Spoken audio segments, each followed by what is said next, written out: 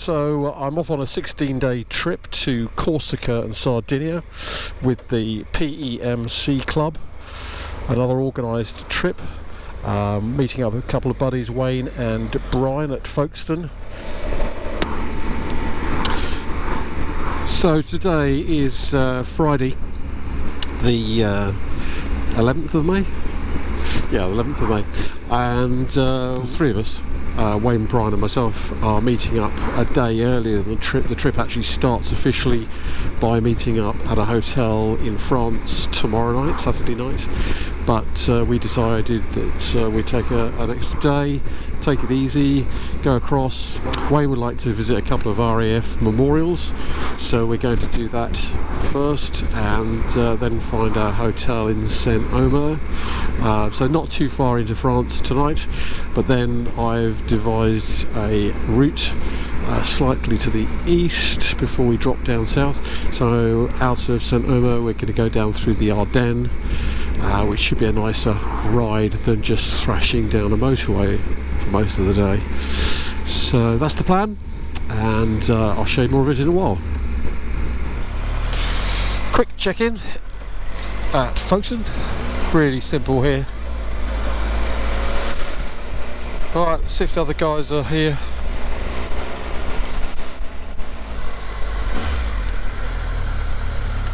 Here's Brian. Are you well, young man? Where am I? Good to see you. Good to see you, Paul. Yeah.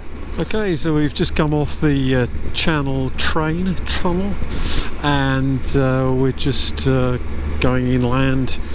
First stop is to an RAF memorial site, and Wayne will tell us all a lot more about it. And then following that we're going to go to the cemetery where a very well known, well no, a very courageous but little known 20-year-old pilot is buried. And following that we'll be heading to the hotel in Saint-Omer for our overnight. So it's a really easy, it's only about 55 kilometers from here to the hotel, so it's going to be a really easy afternoon. It's 12:30 now, and I'll show you a bit more once we get to the first site.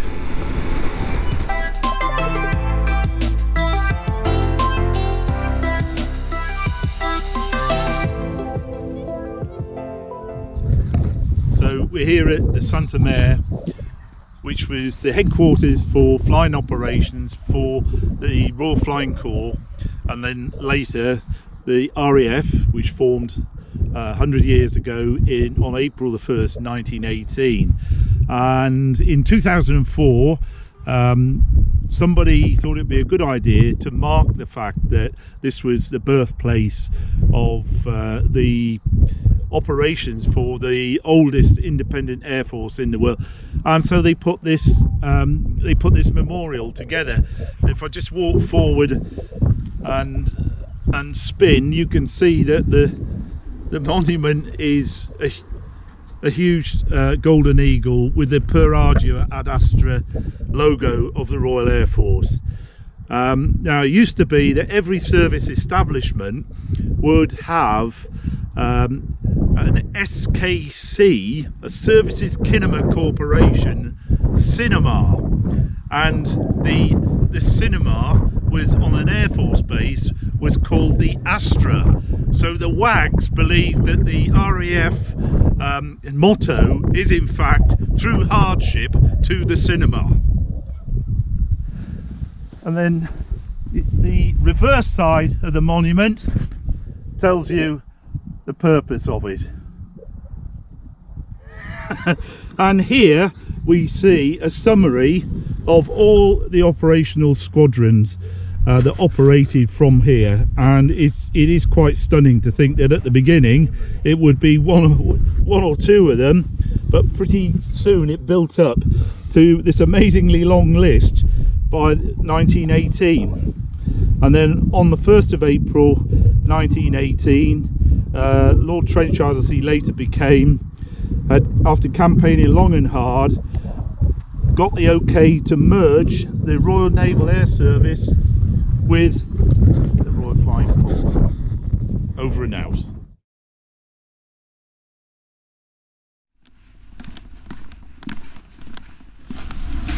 You always get a book in one of these, and it's an A to Z of who's in here. Yeah. You have to look up your own surname, don't you, really? You do. While you're here. And these are all from the 1914 to 1918 part of the war. Yeah. But that is the entirety of the. That's the Except length. there are a number of World War II ones as well. Map of the lines at the time. Yeah. Yeah.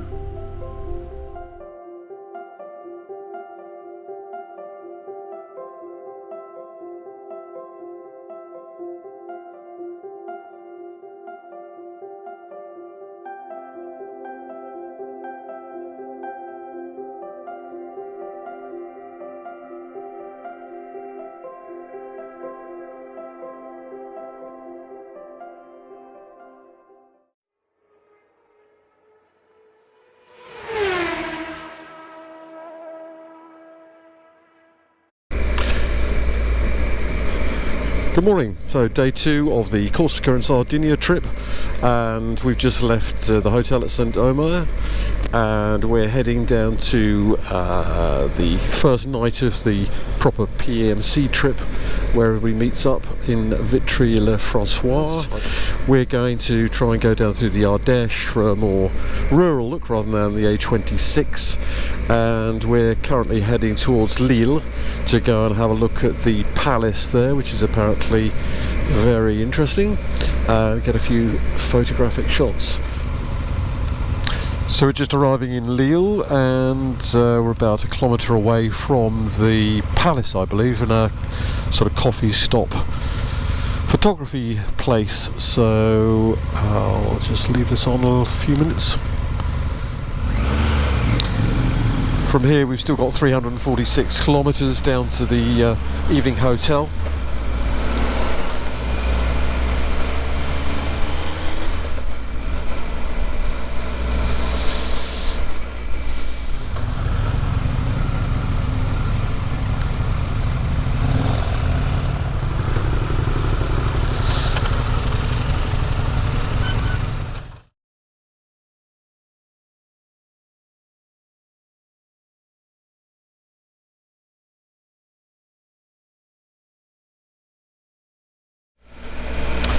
So we're just about to arrive at the cemetery and the resting place of Albert Ball, World War I fighter ace.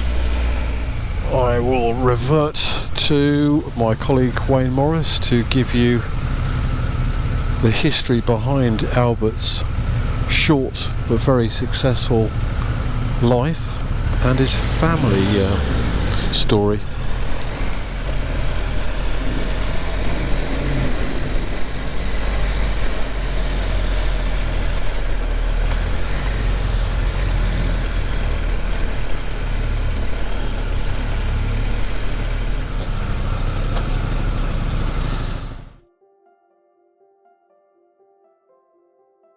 Right, so we're here on the Corsica Sardinia trip, transiting through France, and we thought we'd pay homage to one of our great heroes of the Great War, Captain Albert Ball, a son of Nottingham. And this is his headstone. It's actually set in a German war cemetery in a place called Annoeullin, and he was buried with full military honours by the Germans, having probably been shot down by Manfred von Richthofen's younger brother Lothar. Albert Hall was perhaps one of the great aces of all time, fantastically decorated, posthumously awarded the Victoria Cross, the Distinguished Service Order with 2 bars, effectively 3 DSOs, the Military Cross, the Croix de Guerre, sorry, the Croix de Chevalier Légion d'Honneur, and also the Order of St. George of Russia, plus he was made an honorary freeman of the city of Nottingham. Now, Captain Albert Ball died at the untimely age of 20, and by that time he had unbelievably shot down 44 German aircraft, possibly more, but you needed 3 witnesses to be able to claim it.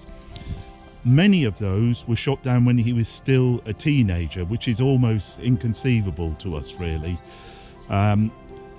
His father was later the Lord Mayor of Nottingham, but at that time a councillor.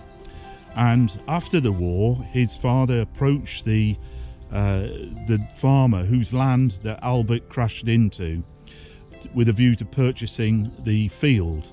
And the farmer agreed to this, and there is an additional monument to Albert Ball in that field. Similarly, we were interested to know as we rode in here today that the local school has been named Collège Albert Ball, in his honour. So that's Albert Ball. We're very pleased to be here on the centenary, well, plus a month or two, centenary of the formation of the Royal Air Force, to pay homage to a man who didn't actually serve in the Royal Air Force. He wasn't alive long enough. He died in 1916. Captain Albert Ball.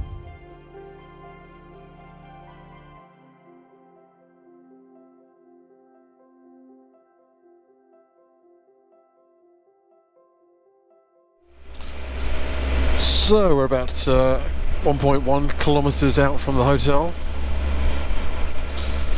Vitry-le-Francois.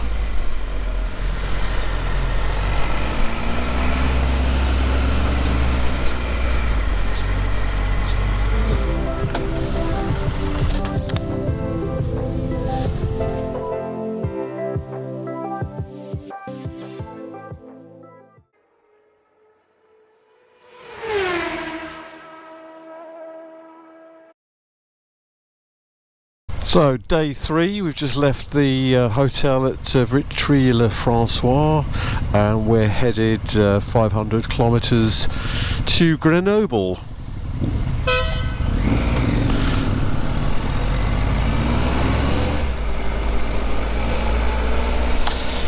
And there's 1, 2, 3, 4, 5 of us today, so we've got Wayne and Brian as usual, and we've got Matt and Steve joining us, who've also been on other trips. So I'll show you more when we see something more interesting than the inside of this town. And as you can see, it's only 9:10 and it's raining. So it looks like this is in for the day, probably, looking at the forecasts for here and all the way down to Grenoble. So it's going to be patchy at the best, I think. Anyway, press on.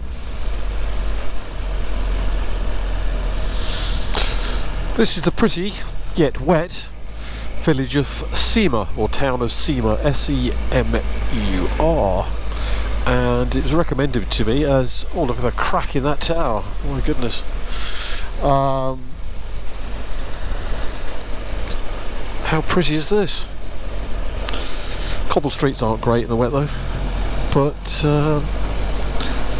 we're going to stop here for a coffee somewhere, and it's a question of dry out, but let's have a little wander around and see what's here.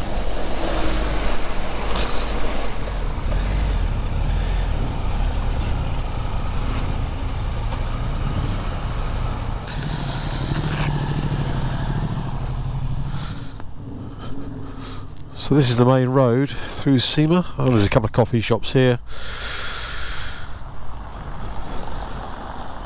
The old town proper is down there through the pedestrian area, I believe.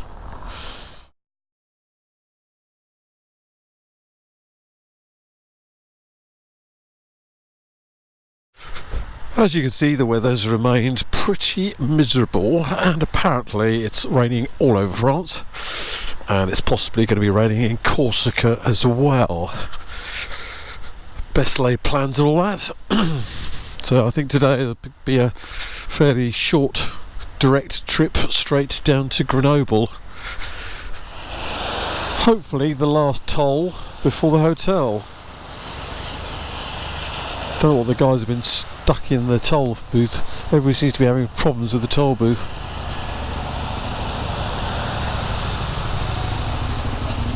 The ticket got soaking wet and you wouldn't read it.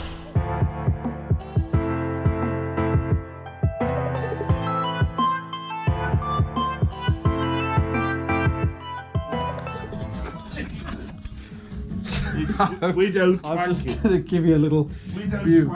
So this is the hotel in Grenoble, just to see what state of the... anyway. Right, so the bathroom with someone's cacks over the door here. Nice shower, nice modern... Sorry, the door doesn't fit properly the shower, so water goes everywhere. As most of them do. And we haven't had any beers yet either, so so we've trashed the room already. It's been raining all day, so we're hanging all the gear up, but it's not really a double bed, it's a twin bedded room. And the beams are not really suitable for hanging. And one of them by any means. Brooks was here, so yeah, I think someone's had a go at one over here. You can see that first beam there. Someone definitely had a go at that one. But there's a flat screen TV, and I've got a rucker jacket dripping on my toe here. So I think that's enough of that. But you get an idea. It's quite a bijou. Oh, sorry, yeah, there's a sheepskin in the corner. It's quite a bijou room here. It smells of piss. It's awful. Oh, brilliant! Thanks, Wayne. Yeah. Sign off now. We're going to go and have a beer, I think, and.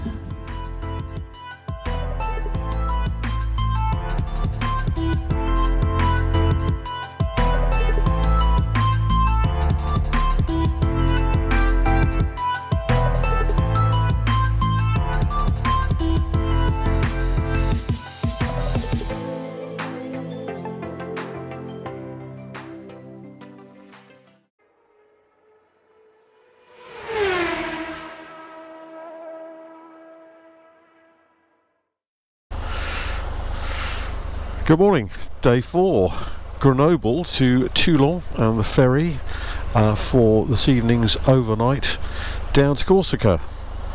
We've got a little route of just over 400 kilometres, but there's no rush really, as the check-in time is 7 o'clock for a 9 o'clock departure apparently.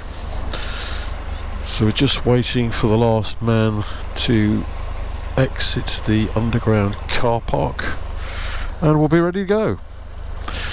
It's looking a little ominous, but the forecast is anything from raining all day to dry all day, so it's going to be interesting. It seems to be clearing from the east to the west, and as we're in the east, that's boding quite well.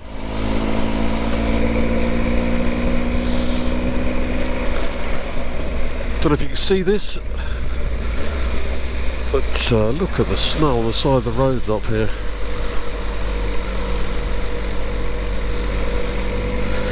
It's 3 degrees.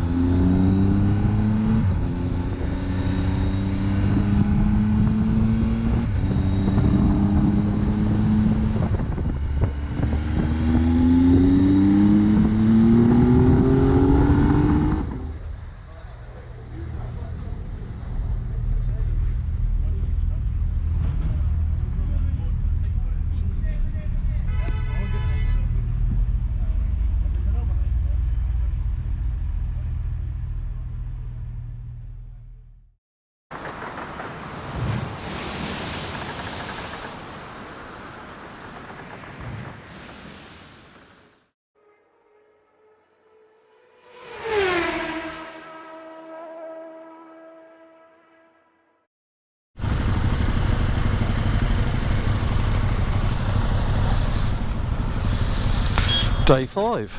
Just got off the ferry and we've got a little 325 kilometre loop to do, as it's only 7:30 in the morning. It's a bit damp on the roads, but once we get the sun out I think we could have a bit of a better day. Let's fingers crossed. So we're riding on the D81 just north of Ajaccio, and it's heading up north towards Calais in that direction. First roads of the island. The surface is not perfect, as you can probably see.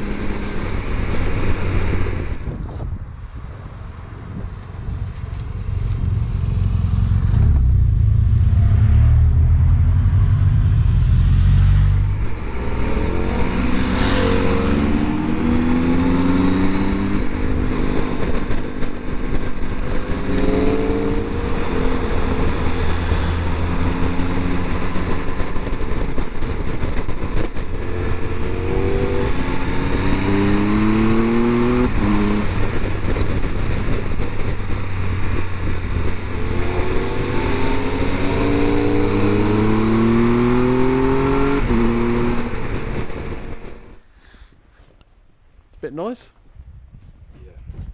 Yeah. Road across there. This is going to take some time to go around this loop, isn't it, Wayne? It is.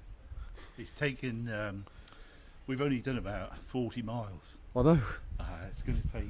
That was 7:30, 8:30, 9:30, 10:30. So it's taken us 3 hours. Yeah. Yeah. To do about 45, 50 Hey-ho. kilometres. Do we mind? No. Maybe a problem getting all the way round our loop. Yeah. Anyway, little Coca-Cola Zero break now. Yeah. Over and out.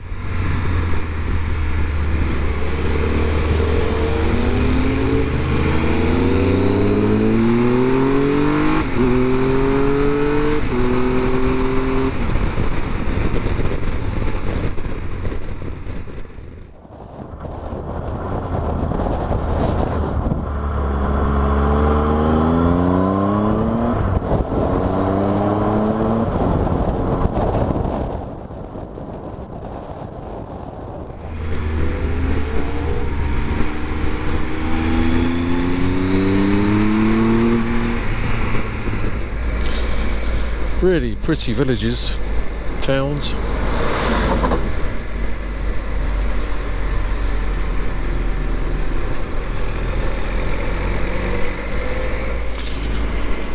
So this is the coast road going north from Ajaccio up to Calais.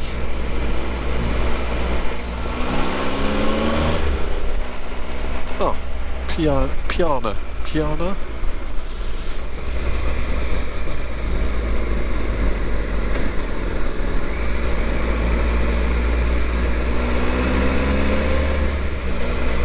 I think it rained quite heavily here last night.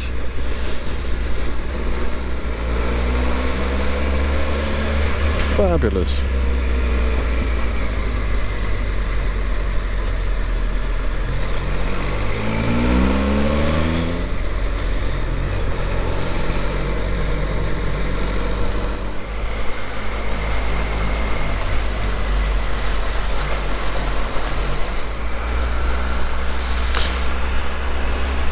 Great view of the sea here on the west coast.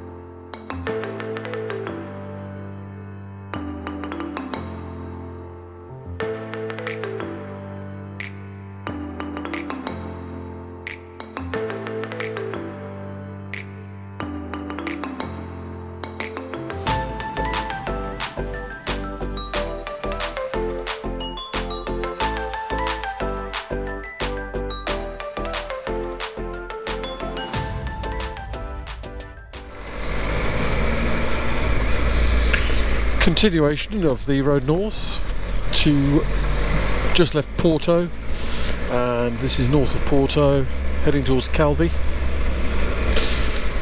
Narrow in places,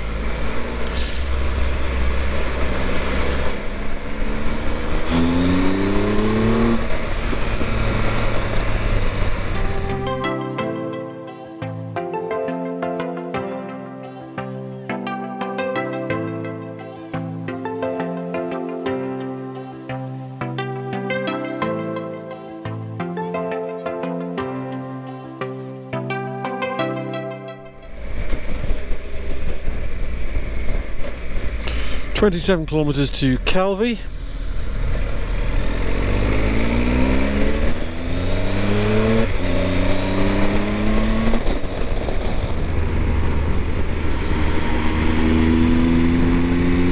Bit of open countryside here. This looks nice.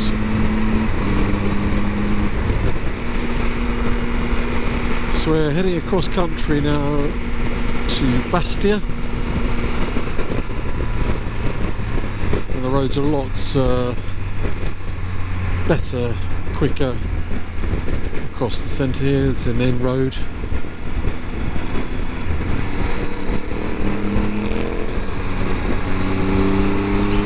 This is the T120 into the sort of centre up towards Corte.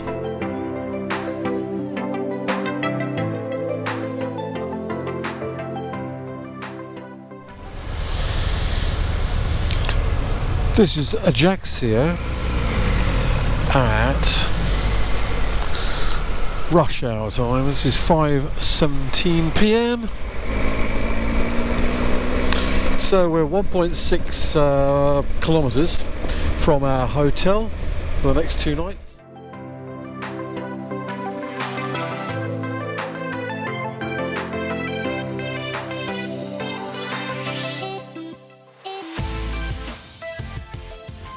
Twin room here, and there's a flat screen TV, there's wardrobe space, there's a shower unit, WC etc. through that door.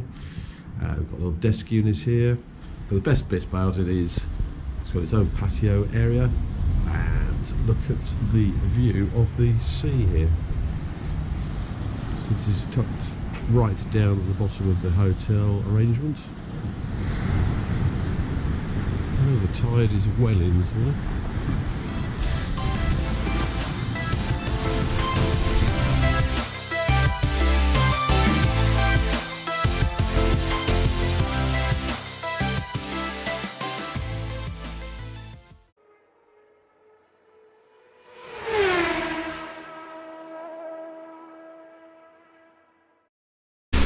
Day 2 based in Ajaccio, and Wade and myself going out for a bike trip rather than a culture day.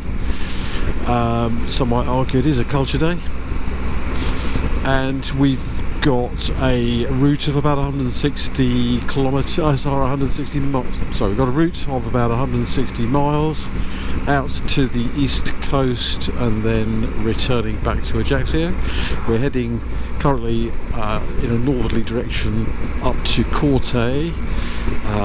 This part of the road we did on the way through yesterday afternoon, but we've just got to sort of pick up a route easterly once we get up near Corte.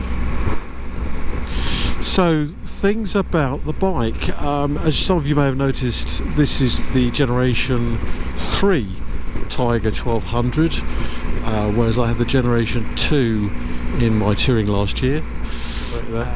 I've only done about 1,200 miles on it so far. It's an ex-demo bike that's just done over 2,000 miles in total now, and just one or two of my thoughts really. The TFT screen, there's been loads of comments on many of the YouTube channels about the sort of detail and etc of it, so I'm not going to cover that. I'm just going to sort of cover the main sort of differences between the XCA and this one. And but undoubtedly it's a great upgrade. It's so clear. I've got it so auto contrast, so if it goes a bit dull it changes from what you see now, which is the black on white figures for the speedo, and to white on black. So it does that automatically, or you can set it to one or the other, it's up to you. So it's great, a lot of information. You can scroll through all of the different elements, your range, your screen height, your suspension, your modes, etc. It's great. Moving on, front brake feels even more secure than the last one. Great, fine, nothing much to talk about there. Tank shape is a bit different, seat is a bit different. A lot of people say it's more comfortable. I've toured down, as I'm in Corsica now, so I've toured down, I've done so about 1,200 miles on this seat, and I can't really tell a huge difference, to be honest. It does feel as though they might have addressed the heat issue that affected my last bike, and you've got immense heat through the seat and the crush area from the engine. But I haven't noticed this, but yeah, I haven't ridden it in sort of 30-35 degree heat yet. We've only had it up to about 27 degrees so far on this trip.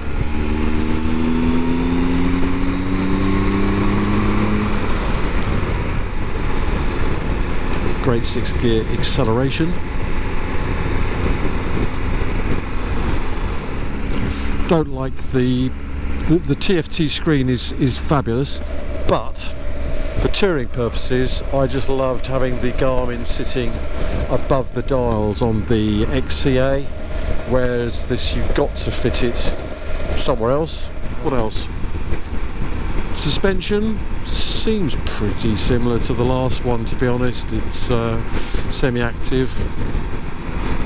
The modes, definitely, I had it in rain mode yesterday, and it was absolutely horrendous. We had snow on the top of the hills. We were going through minus or 0 temperatures. It was horrible, so I put it into the rain mode just to knock it back a bit, and then forgot about that. When I went to do an overtake later on, there just wasn't the power there to get me swiftly past.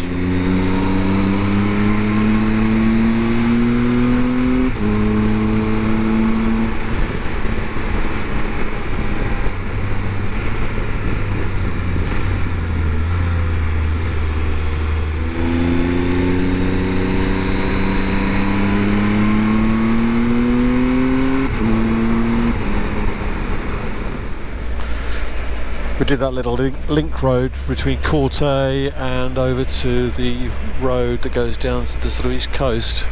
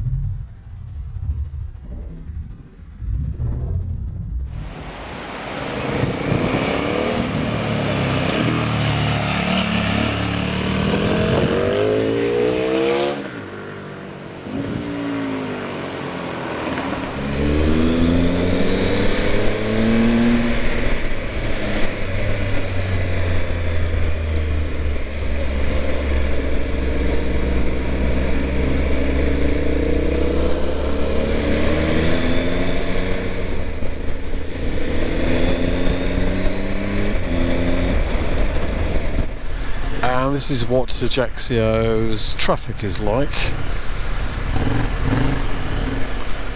We're about 6 kilometres from the town centre.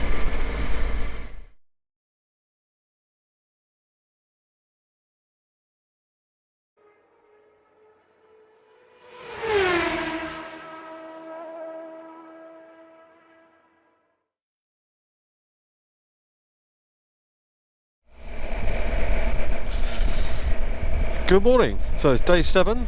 We're just leaving the hotel at Ajaccio, and we're heading down to Bonifacio, down on the south coast. We're taking a route via the Col. It's about 156 kilometres, so it's not a huge distance today. We thought we'd take a shorter route, but an interesting one via a nice recommended col, giving us plenty of time to get to Bonifacio for photographs and have a good walk around the city, as it sounds a very photogenic location. Anyway, the sun's up already. It's 15 minutes past 9. It's 19.5 degrees, very sunny, looks like a promising day.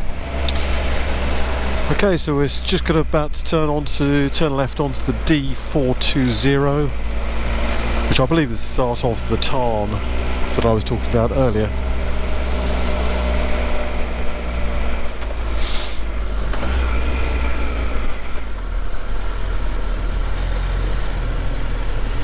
Route de la Montagne. This is the road. This is 420 to Zonza.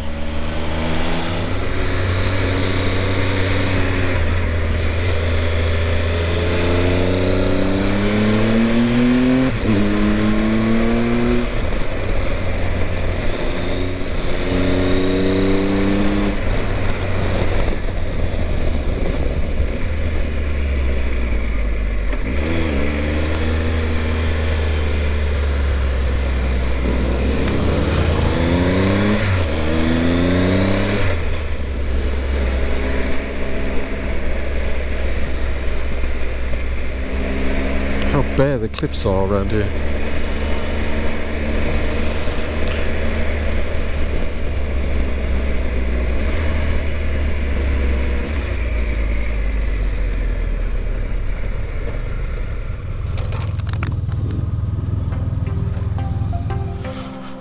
Well, that's the road we've just come up across there.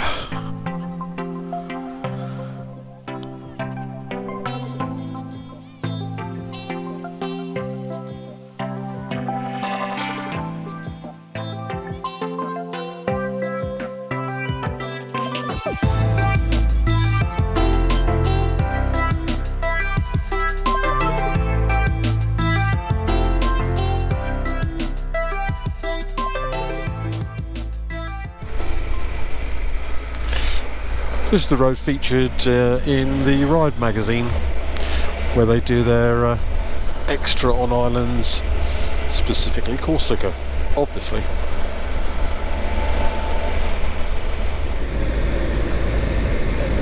Look at the wiggly roads down here. This is a fantastic col to do, well recommended. It's not fast, but dramatic.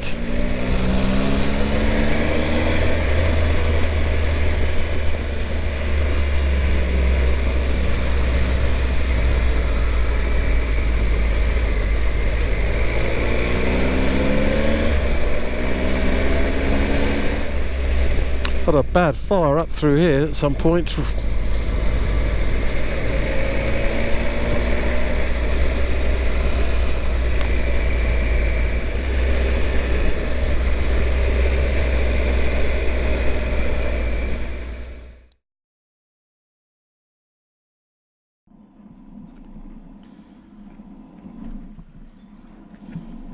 And we discovered that they are redoing the road further up here with a digger that's covering the entire road, so it's too tight to turn around, so we are backing to the junction luckily we weren't too far from it.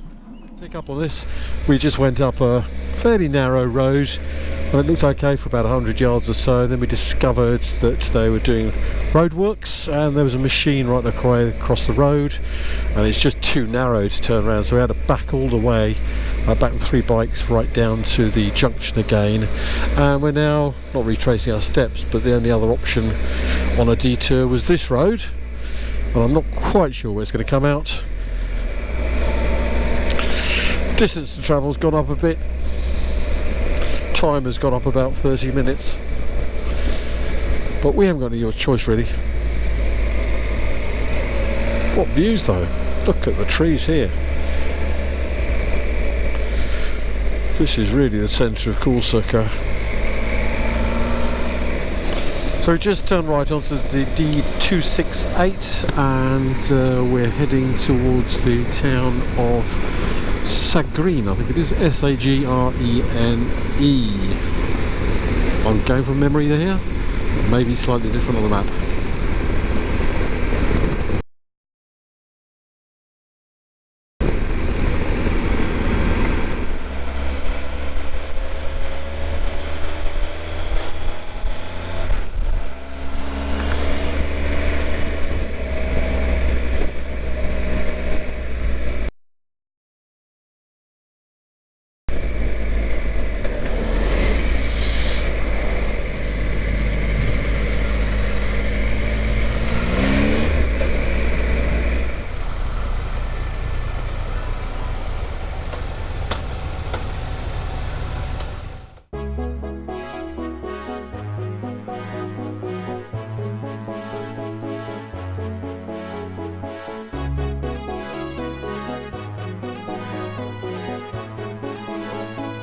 Makaih.